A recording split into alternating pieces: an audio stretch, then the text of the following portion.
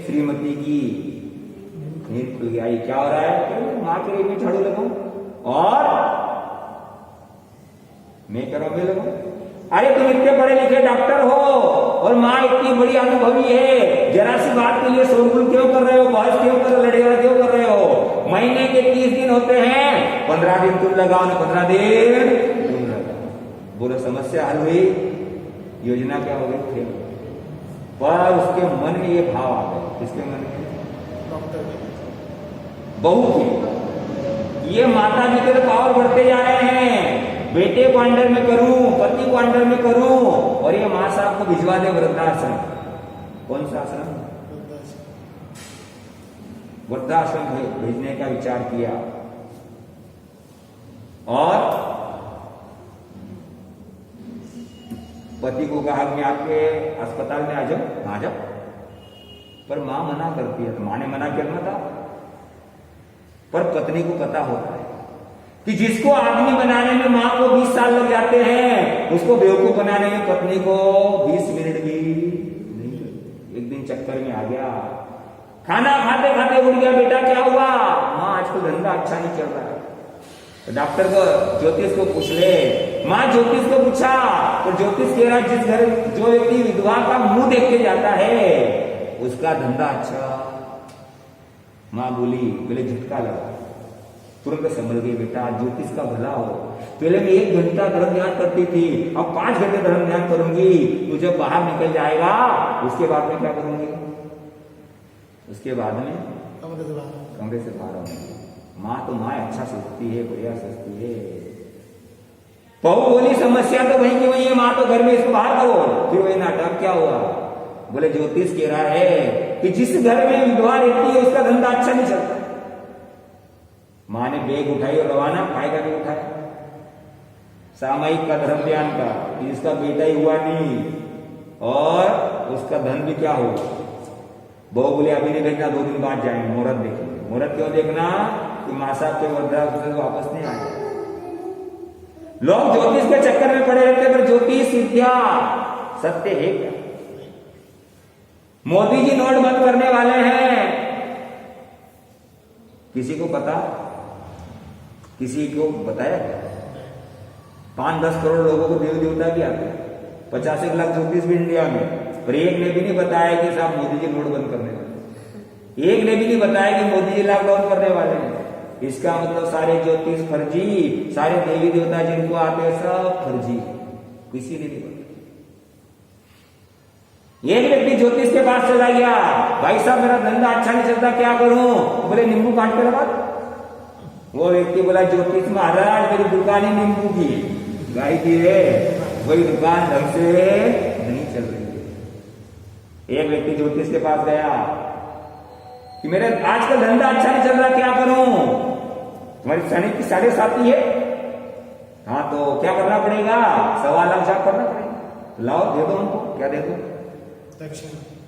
दक्षिणा नहीं, वो दे दो मंत्र, मैं कर लूंगा। ज्योतिष बोला तू गलत पड़ गया, उल्टा हो जाए, तू तो दक्षिणा दे दे, मैं कर लूंगा तेरे जा। कितने बड़ा आश्चर्य कि भूख तुमको लगी है और मैं भोजन कर लूं, पेट तुम्हारा भर जाए, ऐसा हो जाएगा? आखिर 5100 रुपए में, कितने रुपए में? 5100 रुपए। सब इतने तो नहीं है, 2500, सब 2500 की नहीं है, 1100 दे देना। 1100 भी नहीं, 500 दे देना। 500 भी नहीं तो 100 दे देना। 100 रुपए भी नहीं है, चल 51 दे देना। 5100 के बाद कितने में आ गई? वो व्यक्ति 5 रुपए निकाल के बोले ये आप मेरे 5 रुपए ले लो और 1.25 लाख जाप कर दो मेरे। तो ज्योतिष ने 5 रुपए भी उसको वापस दे दिए। बोले तू जा, तेरा शनि महाराज कुछ नहीं बिगाड़ सकता, तेरे पास है ही क्या? तेरे पास कुछ नहीं है, शनि कैसे बिगाड़ सकता। सावधान रहना, मेहनत में विश्वास करना, ज्योतिष में विश्वास मत करना। मेहनत में विश्वास करना, भाग्य में विश्वास मत करना। जो भाग्य भरोसे होते हैं वो लोग कायम होते हैं। लिफ्ट भी होती है मल्टी में ऊपर जाने के लिए और चढ़ाव भी होता है। मल्टी का नुकसान ये है कि लाइट बंद हो गई तो आदमी बीच में लटक जाएगा, और चढ़ाव का फायदा ये है कि वो आखिरी तक पहुंचाते रहेगा। आप भाग्य के भरोसे हैं तो लिफ्ट में चल रहे हैं, और चढ़ाव से चढ़ रहे हो तो मेहनत में विश्वास कर रहे हो। मेहनत करने वाला लक्ष्य पर पहुंच ही जाता है। 2 दिन बाद का मुहूर्त निकला। कितने दिन बाद का? 2 दिन बाद का मुहूर्त निकला। माँ को छोड़ के आ गए। माँ 500 रुपये महीना भेजूंगा और क्या करूंगा? महीने में देखना है। 1 हफ्ते में हर संडे आ जाऊंगा। ठीक है बेटा, सुखी रहो। 5-6 दिन निकल गए। बढ़िया खाना पीना, दाल सब्जी रोटी। एक दिन खाना खाने के लिए बैठे और थाली में 2 मिठाई। वृद्धा माँ साहब ने पूछा, आज मिठाई क्यों? अरे आज संडे का दिन है, संडे मिठाई। अच्छा संडे आज तो मेरा बेटा आने वाला है। मैं खाने बैठ गई। अरे बेटे को मैं क्या खिलाऊंगी और बेटे की अगवानी कौन करेगा? फटाफट वो जो रोटी थी आधी भूखी रह गई, 2 मिठाई के साथ में लिए आकर के दरवाजे पे बैठ गई। मेरा बेटा आएगा, मैं उसको 1 मिठाई खिलाऊंगी, वो खा लेगा, फिर मैं उसको दूसरी मिठाई खिलाऊंगी। बेटा मेरा हाथ पकड़ लेगा और वो मिठाई मेरे मुंह में दे देगा। कितने दिन बाद मेरे बेटे को देखूंगी? कभी अलग होने का काम नहीं पड़ा। 6 दिन हो गए बेटे को देखे हुए। अब इस कार में तो आया ही होगा। वो कार निकल गई, इस कार में आया, इस कार में कार आ रही है, जा रही है। हर कार को आशा के साथ देख रही है और निराशा उसके हाथ लग रही है। शाम का भोजन भी नहीं किया। रात को 11 बजे तक रास्ता देखा और हाथ में 2 पीस मिठाई के थे। वो क्या कर गई? वहां बच्चे खेल रहे, उनको क्रम बन गया। जब भी मिठाई आएगी थाली में कौन सा वार होगा? संडे होगा, रविवार। और वो मिठाई किसको खिलाई जाएगी?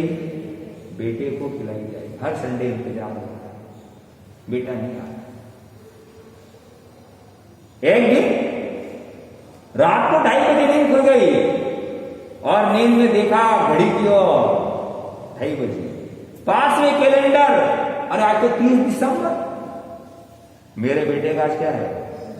जन्मदिन। सबसे पहली बधाई मेरी होगी। आप इसमें जाके डायल किया नंबर, बेटा मैं तेरी माँ बोल रही हूँ, सुखी रहो, चिराई रहो, उन्नति करो, प्रगति करो, बहुत बहुत आगे बढ़ो, जुग जुग जीवो। बेटा कभी तेरे को दुख नहीं आए, कभी संकट नहीं आए, कभी पराजय नहीं, हमेशा जय हो, विजय हो। मेरा बेटा आगे बढ़े, आगे बढ़े, आगे बढ़े, बोलती जा रही। लंबी शुभकामनाएं देने के बाद जैसे चुप हुई, बेटा बोला, माँ ये शुभकामना सुबह में दे सकती थी, रात को मेरी नींद खराब करने की क्या जरूरत? माँ तो माँ है, कौन रखती है? मैं कैसी उतावली, कैसी बाउली। मेरा बेटा दिन भर मरीजों से परेशान, रात को थोड़ी सी सुकून की नींद लगी थी और मैंने उसकी, मेरे बेटे की नींद क्या कर दी? खराब कर दी। मैं कैसी हो गई हूँ, मैं कैसी हो गई हूँ? चिंतन मन चल रहा है। अब बेटा विचार, मैं जाऊं, तेरा भी निकलता जाए।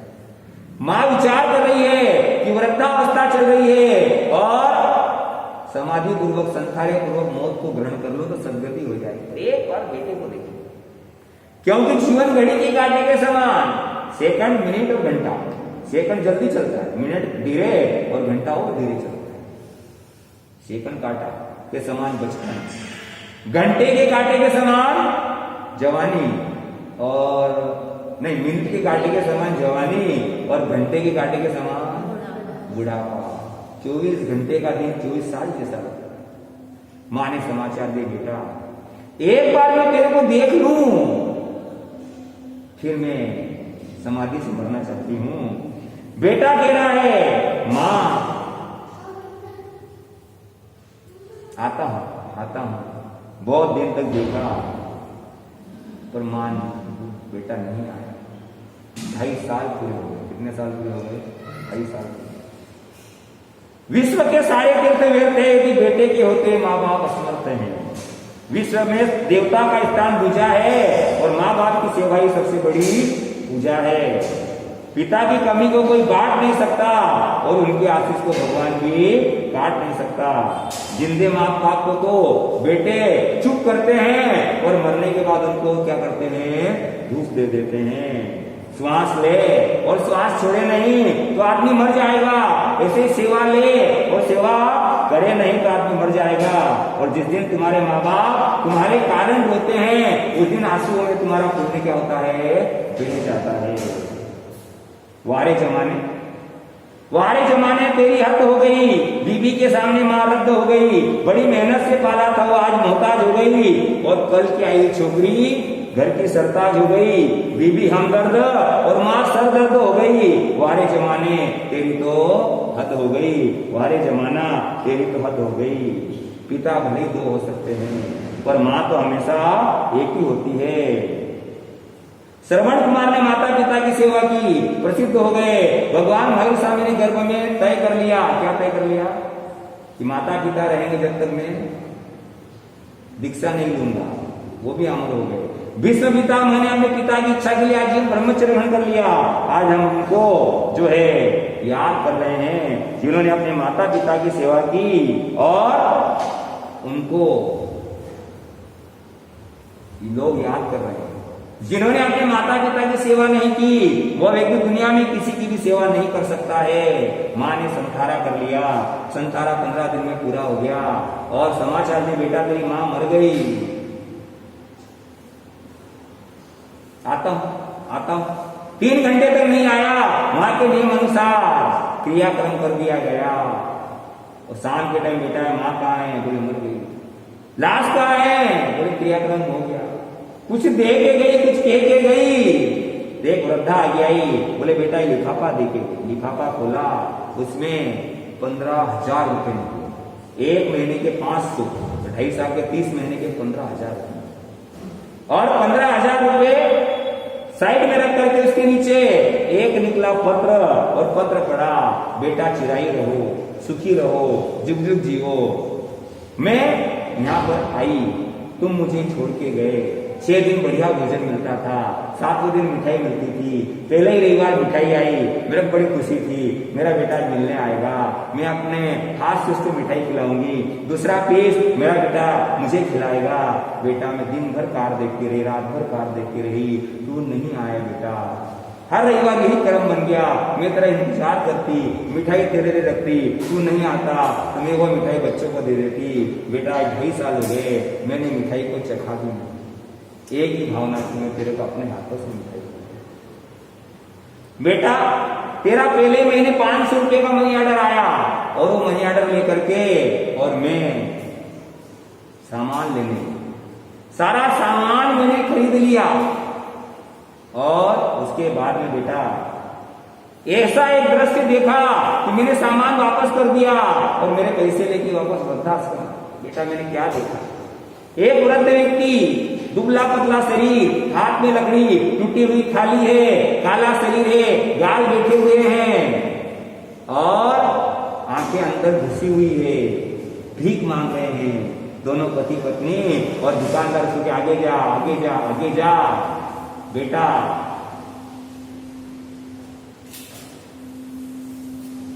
मैंने विचार किया, मैंने तो तेरे को संस्कार दिए, तो तू मेरे को वृद्धाश्रम छोड़ के गए। पर बेटा तूने अपने बच्चों को संस्कार नहीं दिए, तो आज तो तू 30 साल का है, पर जब 60 साल का हो जाएगा तेरे बच्चे बाहर निकाल देंगे। उस समय में बेटा तू दर-दर का भिखारी बन जाएगा। उस कल्पना से बेटा मेरा रोम रोम कांप गया।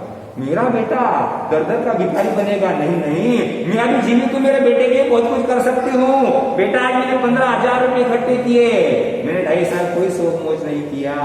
ये 15,000 आज तू रख देना बैंक में। आज तू 30 साल का है, 30 साल बाद ये लाखों करोड़ों रुपए हो जाएंगे।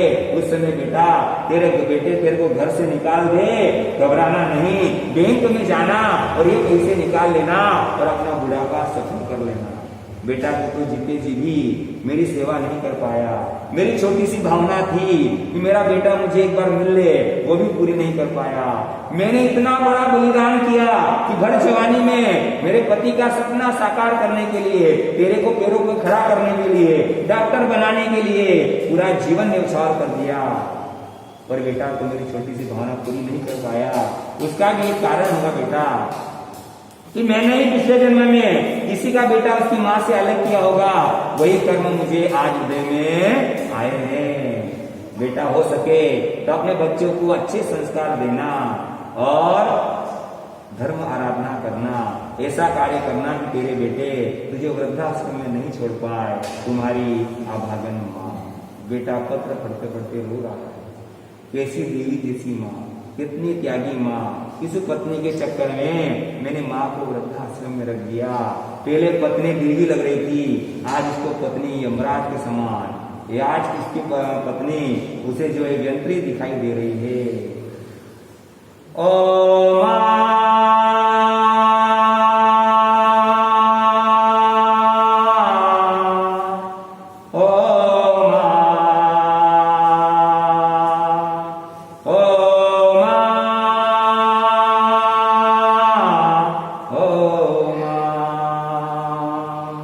तो कितनी अच्छी है, तो कितनी भोली है, प्यारी प्यारी है।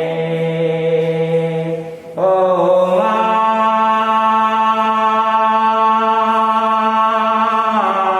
ओ माँ,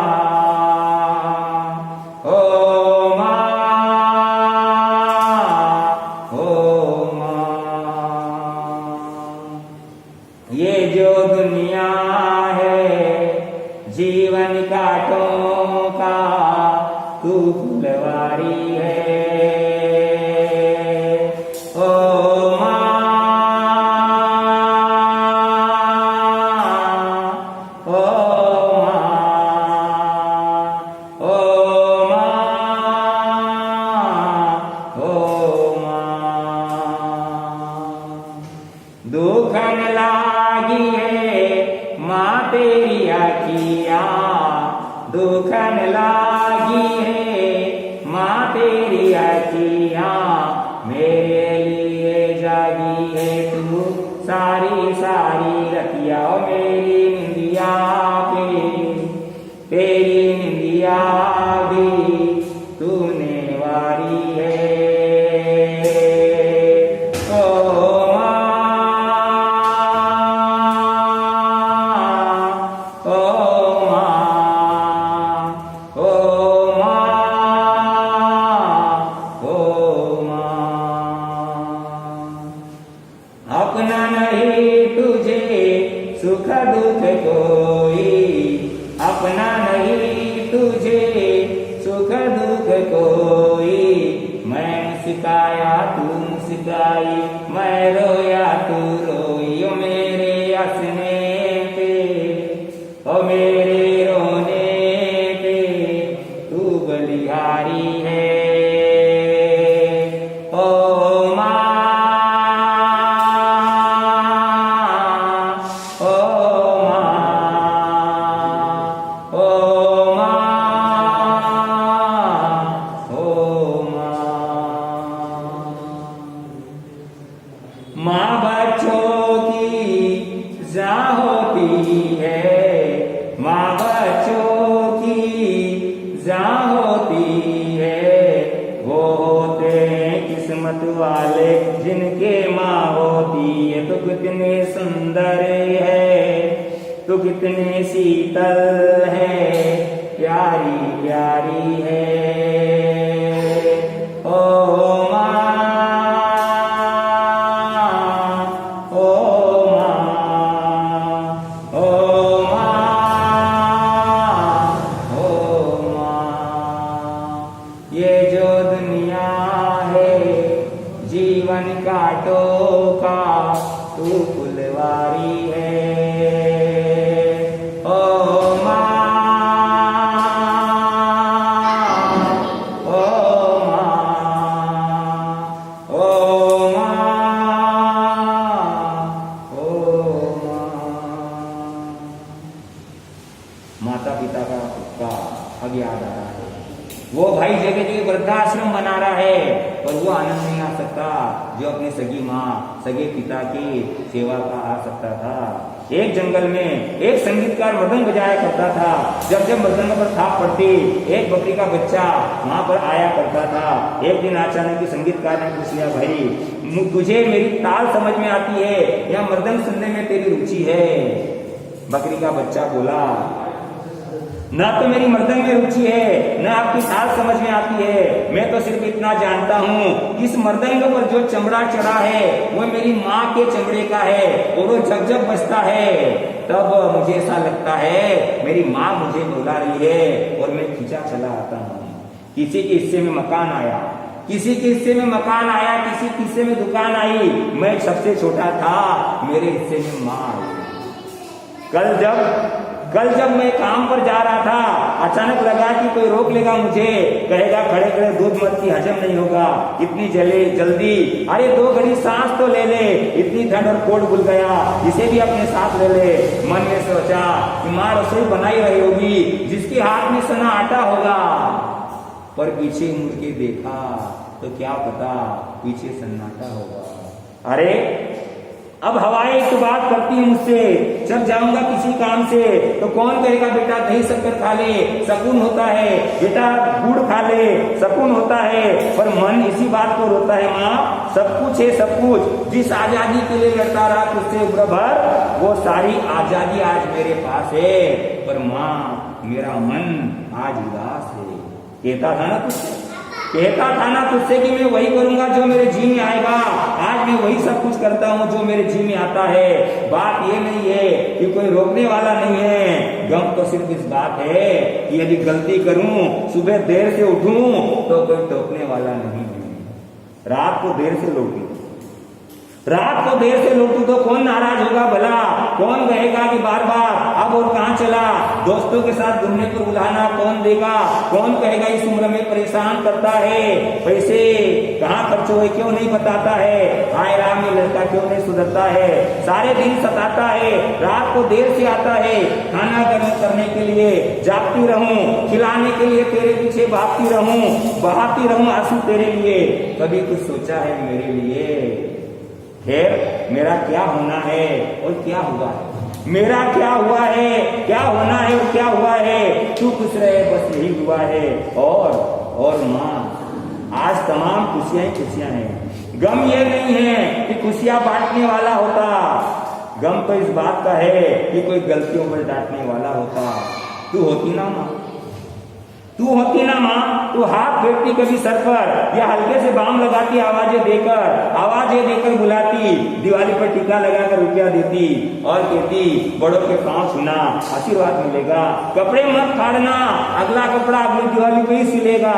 बहन को सताता तो तू चाटे मारती, बीमार पड़ता तो रो कर नजरें उतारती, परीक्षा आती बादाम का दूध पिलाती और खूब प्यार से खाना खिलाती, मस्ती करने पर पिता की डांट का दर्द खाती, फिर पिता की डांट से तू ही मुझे बचाती, इसे नौकरी मिल जाए दुआओं में हाथ उठाती, ये तरक्की करे दुआओं में हाथ उठाती, और नौकरी के लिए घर छोड़ दूंगा, सुन करके दरवाजे के पीछे पीछे तू जो है आंसू बहाती।